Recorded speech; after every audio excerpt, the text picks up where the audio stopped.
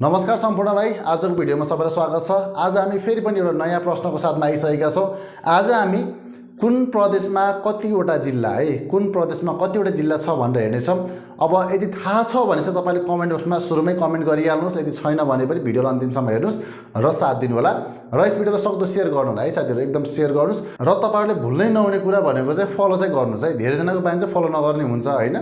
Follow चाहिँ एकदम गर्नु होला, किनभने फलो गर्नु भयो भने चाहिँ तपाईहरुलाई रिकमेन्ड हुने यो भिडियोहरु, त्यो भएर फलो गर्नुहोस्, लाइक गर्नुहोस् र भनेको कुरा चाहिँ कमेन्ट चाहिँ गरिदिनुहोस् है त। हुन्छ, अब चाहिँ हामी ढिलो नगरिकन आजको टपिकतर्फ लाग्दैछौँ। यसमा भनेको छ प्रदेश र त्यसमा रहेका जिल्ला संख्याहरू है। एकदम सामान्य कुरा छ, धेरैजना थाहा पनि छ होला, छैन भने हेर्नुहोस् है, ध्यान दिएर सुन्नु होला, हेर्नु होला। सबैभन्दा पहिले तपाईले नम्बर सुन्नु भएको छ कि छैन? 27 64 531 भन्ने सुन्नु भएको छ। यदि छ भने चाहिँ तपाईहरुलाई धेरै धेरै बधाई छ, छैन भने राम्रोसँग सुन्नुस् है त। 27 64 531 एकदमै भाइरल हो यो पनि है। यो पनि एकदमै के छ, भाइरल छ है त। 27 64 531 भन्ने नम्बर चाहिँ के छ, एकदमै भाइरल छ। ल भन्नुस् त कति नम्बर गरे? 27 64 531। कसैको मोबाइल नम्बर छ है? कसैको मोबाइल नम्बर छ 27 64 531? ल 27 64 531। ल त्यसो भए हेरौँ अब 27 64 531 चाहिँ हामीले लेख्यौँ। यो चाहिँ के होला भन्ने लाग्छ भने अहिले मैले भन्छु है, अहिले मैले एकछिनमा भन्छु।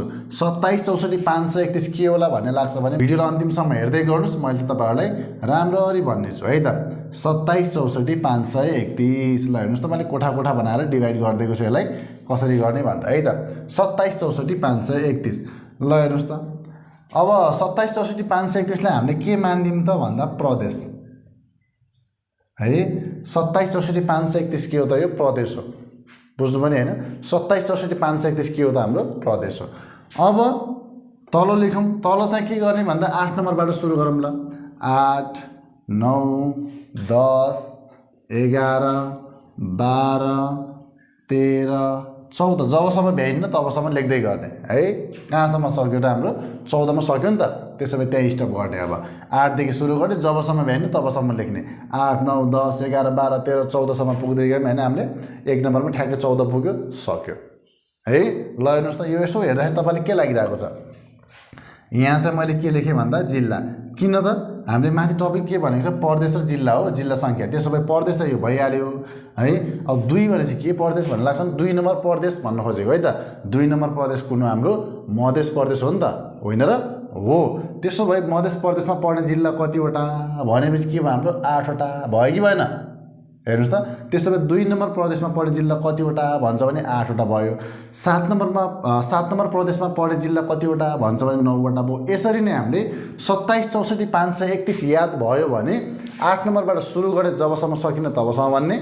त्यसपछि हाम्रो सरसर्ती प्रदेश र त्यसमा रहने जिल्लाहरू मिल्छ है। ल यो अनुसार चाहिँ हाम्रो सबैभन्दा धेरै जिल्ला संख्या भएको प्रदेश कुन हो भन्ला, अथवा सबैभन्दा कम जिल्ला संख्या भएको प्रदेश कुन हो भन्ला हामीले ठ्याक्कै थाहा पाउनु पर्यो। हेर्नुहोस् त, ल सबैभन्दा धेरै भन्यो भने के भयो त? हाम्रो 14 वटा जिल्ला भएको प्रदेश कुन हो? हाम्रो 1 नम्बर है, कोशी प्रदेश है। यसबाट क्वेसन आइहाल्छ नि हैन। सबैभन्दा धेरै जिल्ला भएको प्रदेश कुन हो? कोशी प्रदेश हो है। अथवा कुन प्रदेशमा सबैभन्दा धेरै जिल्ला रहेको छ? कोशी प्रदेशमा।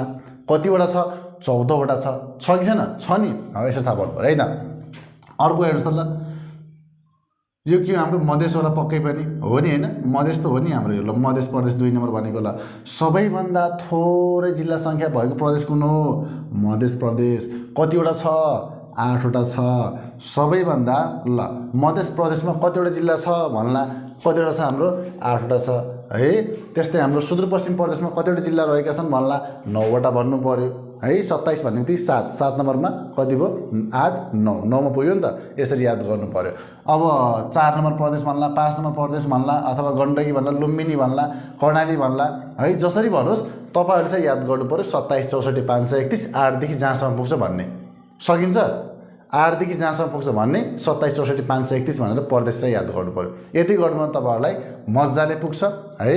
यति गर्नुभयो भने तपाईहरुले मजाले प्रदेश र त्यसमा रहेको जिल्ला संख्याहरु चाहिँ तपाईहरुले याद हुन्छ। सक्नुहुन्छ? पक्कै पनि सकिन्छ। ल साथीहरू भिडियो चाहिँ कस्तो लाग्यो मन परेमा लाइक गर्नुहोस्, कमेन्ट गर्नुहोस्, यदि फलो गर्नुभएको छ भने अहिले नै फलो गर्नुहोस् है त, अहिले नै फलो गर्नुहोस्। र तपाईँहरूलाई यदि अनलाइन क्लास लिनु छ या फिजिकल क्लास लिनु छ भने ग्रोथल्यान्ड एकाडेमीमा जोइन गर्न सक्नुहुन्छ। ग्रोथल्यान्ड एकाडेमीमा भर्ना भएर जोइन हुनुको लागि चाहिँ तपाईँले 97046 है 97046 25320 25320 मा चाहिँ तपाईँले WhatsApp नम्बरमा मेसेज गर्न चाहिँ सक्नुहुन्छ है, मेसेज या कल गर्न सक्नुहुन्छ। 97046 25320 मा चाहिँ WhatsApp है, यो चाहिँ WhatsApp नम्बर हो। यसमा मेसेज या कल गरेर क्लासको लागि बुझ्न सक्नुहुन्छ। तपाईँले फिजिकल क्लास लिन चाहनुहुन्छ है, भौतिक रूपमै यहाँ आएर क्लास लिन चाहनुहुन्छ भने पनि ठिक छ, होइन भने तपाईँहरूले मजाले अनलाइन माध्यमद्वारा पनि क्लास लिन चाहिँ सक्नुहुन्छ। हुन्छ, आजको लागि चाहिँ भिडियो हामी यहीँ रोक्नेछौँ, बाँकी फेरि नेक्स्ट भिडियोमा भेट्नेछौँ। धन्यवाद।